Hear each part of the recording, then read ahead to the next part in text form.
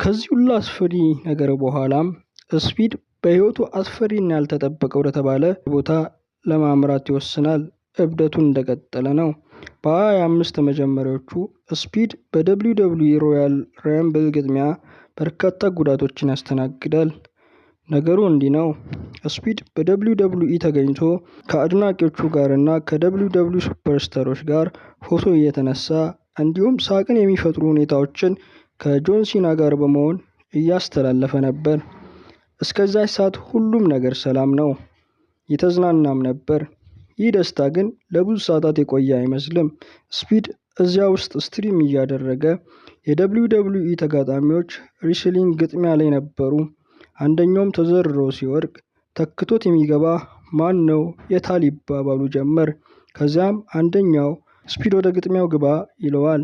ስፒድም በመደናገጥ ይስማማል።